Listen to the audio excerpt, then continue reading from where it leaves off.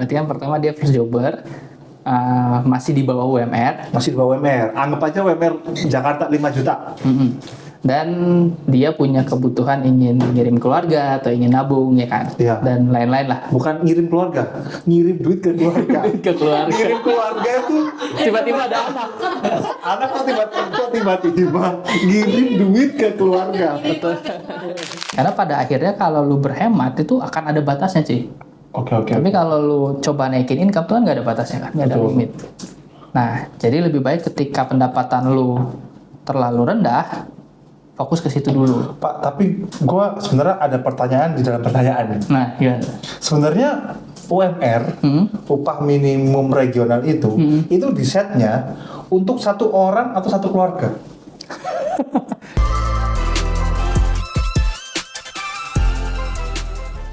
Selamat datang di DOT, Duit On track. bersama saya, Hafi, dan juga Siapa saya? Anda, Saya Faisal. Faisal. Oke, di episode yang keberapa ini? Ke 3000 berapa ya? 142. Oh ya, alias 3. Bam.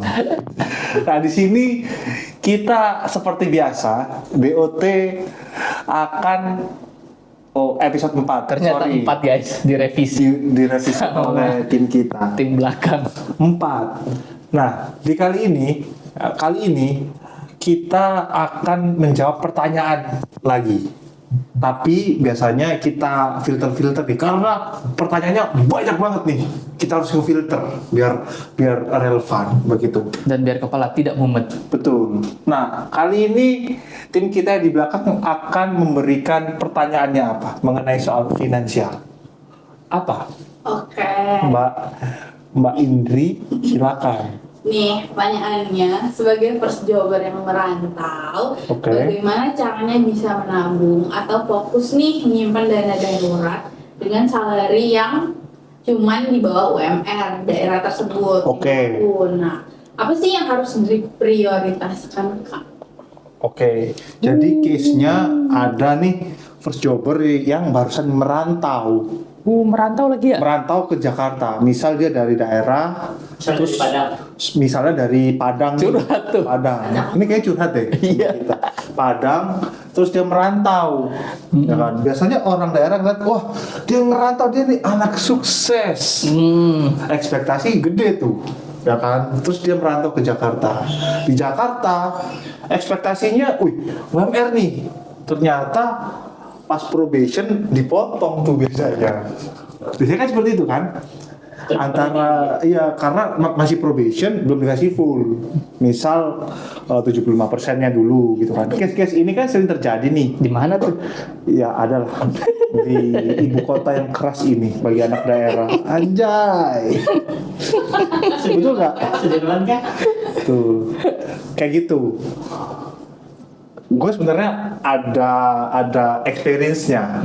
Nah, kalau dari lu dulu nih, sebenarnya kita tuh harus memprioritaskan apa sih? Nanti lu yang menjawab. Nanti kalau dari gue lebih experience-nya ya, yang pernah alami gitu. Oke, Silakan. kita coba bedah dulu satu-satu ya. Iya. Berarti kan pertama dia first jobber, masih di bawah UMR. Masih di bawah UMR. Anggap aja UMR Jakarta 5 juta.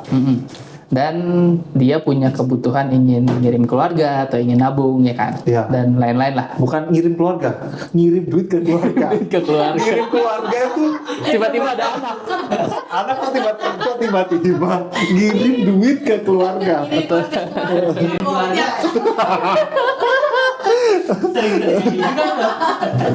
Ya, terus ngirim duit ke keluarga. Ngirim duit ke keluarga terus pengen menabung juga kan. Pengen menabung. Oke, kita kan punya 8 financial journey. 8 financial Jadi journey. basic kan. Pertama, si pendapatan harus lebih besar daripada pengeluaran. Pendapatan harus lebih besar daripada pengeluaran.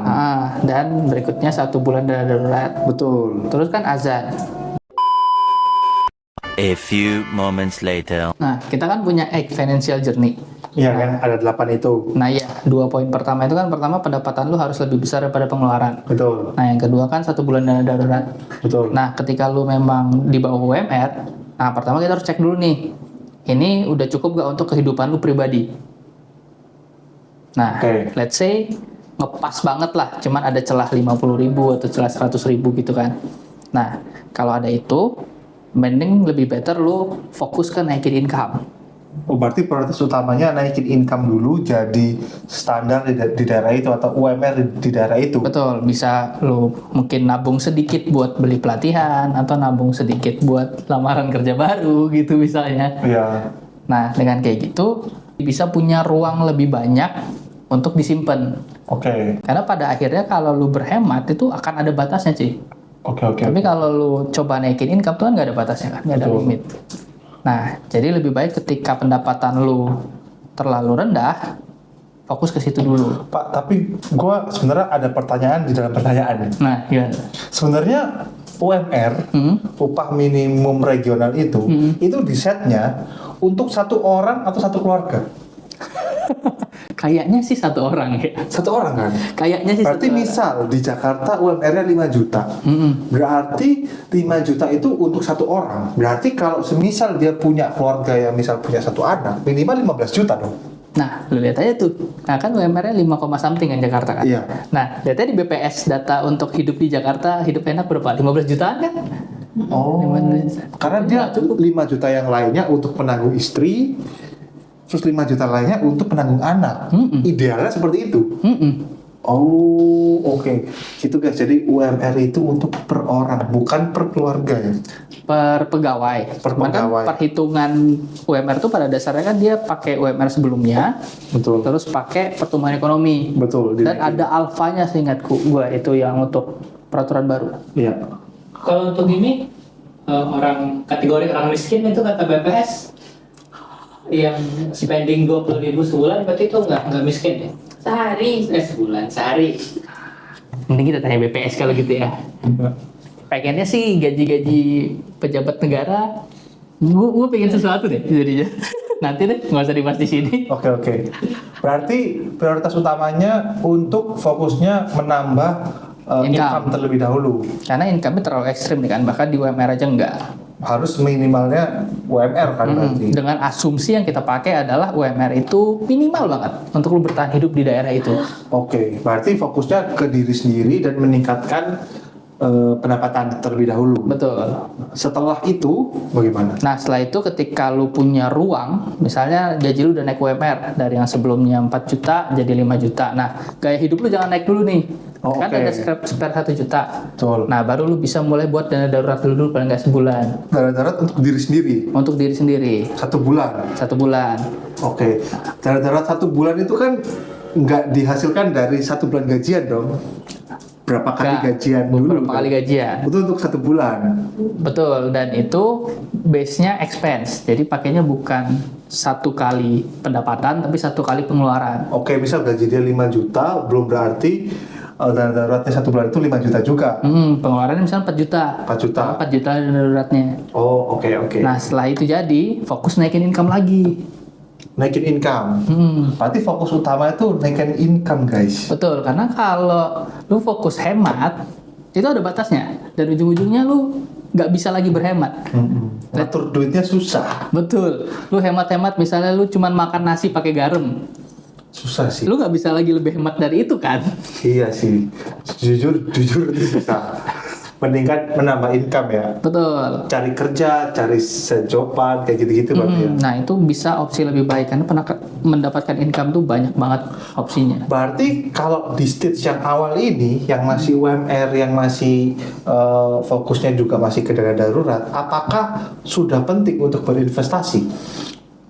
Investasi dalam artian Investasi semisal masuk ke satu instrumen, bukan investasi layar ke atas, bukan, tapi udah masuk ke instrumen tertentu gitu. untuk instrumen tertentu, ini kita pakai real cash yang tadi ya, yang gajinya 5 juta, pengeluarannya 4 juta. Nah, untuk instrumen investasi itu opsi sangat dikit, Pak. Oh. Kayak itu nanti mungkin kita bahas di lain waktu ya, di mana kekayaan itu terjadi. Jadi kayak itu sebenarnya bukan cuman masalah banyaknya uang, tapi banyaknya pilihan. Oh, oke. Nah, di saat ini belum banyak pilihan. Nah, di saat uang lu segini, pilihan lu belum banyak. Oh, jadi lu mendingan satu fokus aja dulu gitu ya? Yes, jadi sebisa mungkin ketika lo udah punya satu bulan dana darurat, kalaupun lo mau investasi ke sebuah instrumen, itu fokusnya bukan untuk growth, tapi untuk learning. Oke. Baik. Jadi lu mempelajari si Heeh. instrumen itu dengan lebih baik. Ke instrumen itu terlebih dahulu ya. Kalau semisal dia gaji udah UMR, Hmm. dana daruratnya udah terpenuhi 1 bulan. Berarti kan stage selanjutnya kan adalah berinvestasi nih. Dia nggak punya utang kan? Belum punya utang. Nah, berarti stage selanjutnya adalah persiapan dana pensiun. Pas ngasih keluarganya kapan tuh Pak? Kalau kayak gitu? Nah, di rentang ini dia bisa untuk berpikir berapa sih yang bisa dia kasih untuk keluarga. Oh. Tapi itu akan jatuhnya sebagai expense. Expense? Iya, ngasih keluarga tuh jadi pengeluaran, Oh, jadi pengeluaran. bukan investasi dan bukan saving, teman-teman ya. Ingat. Oh, oke. Berarti case-nya stabil, masuk ke tahap UMR, dana darurat.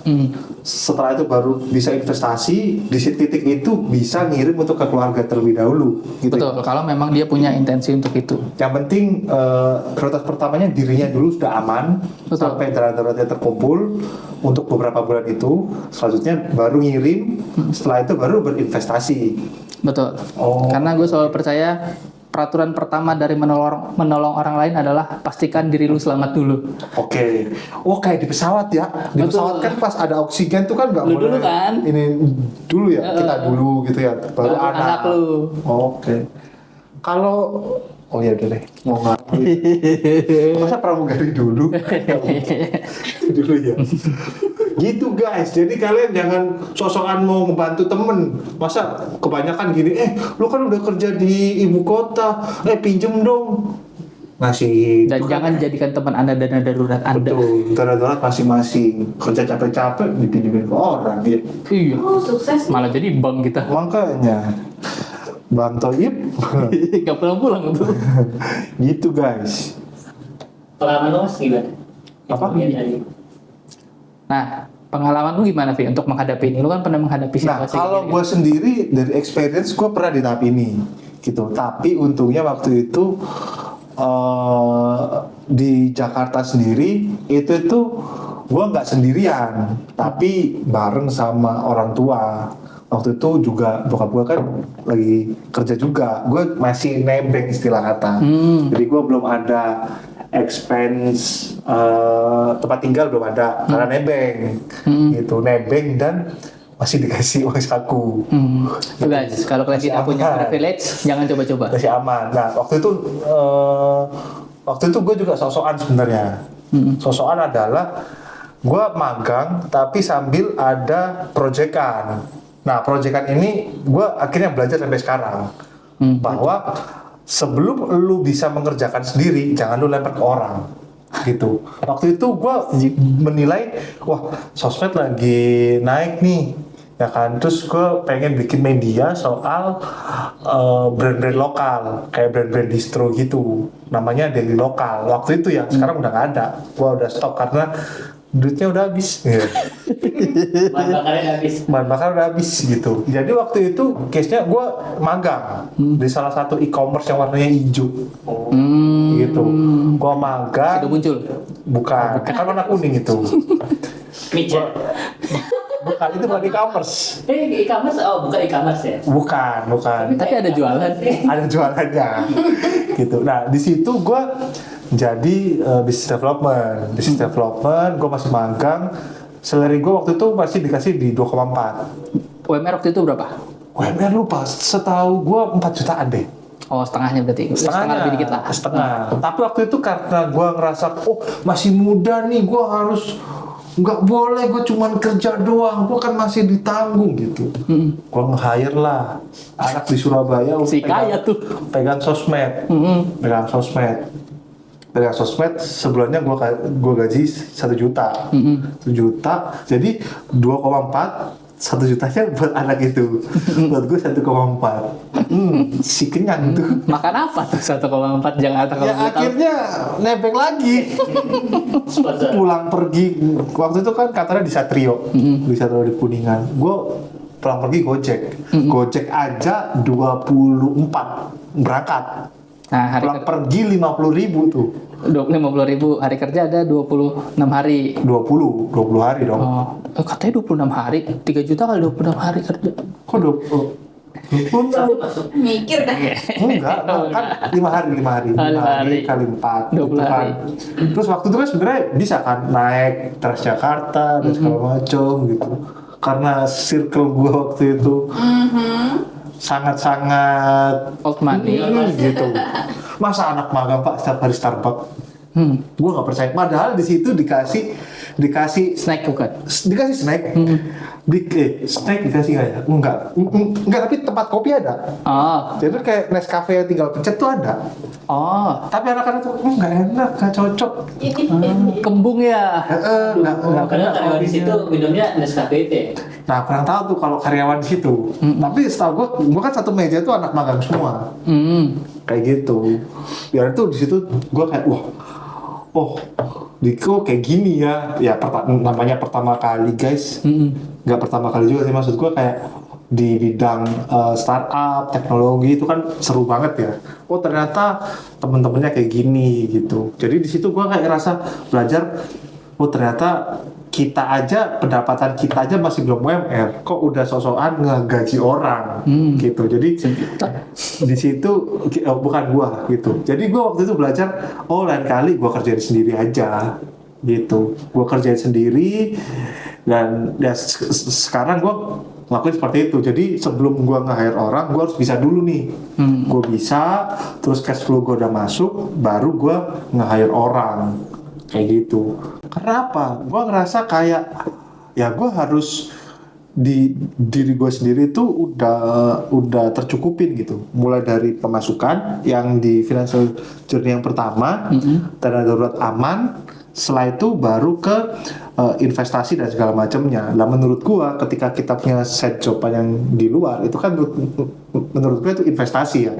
Karena kan kita kan suatu saat kepengen juga ada pendapatan dari situ gitu. Nah maka dari itu kalau gua dari contoh dari financial journey ya gua harus mengikuti itu terlebih dahulu.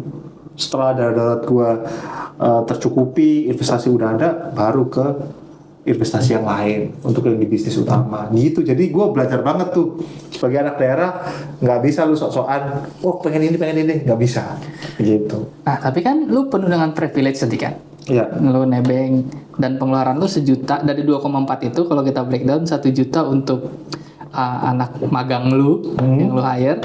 Bukan anak magang sih ya. Terus freelance yang lu hire untuk bisnis lu itu, terus 1,4 sisanya itu buat lu. Ya. Dan 50.000 sehari itu untuk ongkos. Iya. Berarti kan 20 hari kerja 1 juta. Berarti kan yang bisa lu pakai tinggal 400.000 tuh. Iya kan, gua kan Dapat nebeng. uang jajan. Dapat uang jajan. Masih dapat uang jajan. Dapat. Guys, Uang jajan gua setara gaji gua. Lah, ya udah. jadi lu dapat UMR. UMR di saat itu ya. Tapi waktu itu maka dari itu gue belajar biar teman-teman sini kan bisa belajar tuh bahwa meskipun lu dapat privilege, tapi ketika stage lu belum bener-bener itu kan sebenarnya privilege itu kan malah jadi bayang-bayang gue jadi ketergantungan, jadi malah bahaya. Bayangin kalau gue nggak ada privilege itu, ya kan? Beneran 2020 tidak ada privilege itu. Jangan banget.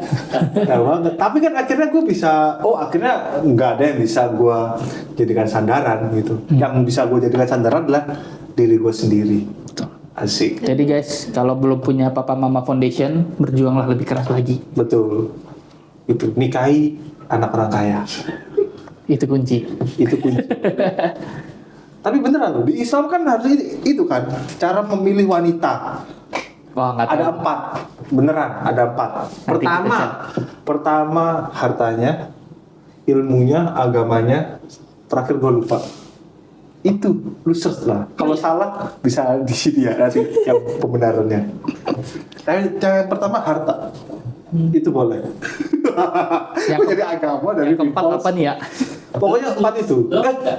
Looks keempat. Oh, keempat. Looks keempat atau keberapa gitu. Tapi yang pertama itu salah, termasuk agama, looks, kecantikan sama itu. Nanti bisa di searching di sini. Akan ditempel sama Farhan. Takutin banget. Oke guys, kalau itu pengalaman dari gua. Kalau lu sendiri ada pengalaman nggak? Gua belum ada pengalaman dibayar rendah ya. Oh iya. Lu kan langsung kan? begitu masuk gue langsung dapat gaji UMR. Di atas UMR. Gak mungkin dong Kalau UMR. dihitung total. Di atas UMR itu? Oh, Di atas. tergantung karena kan waktu itu gue masih kerjanya online pak.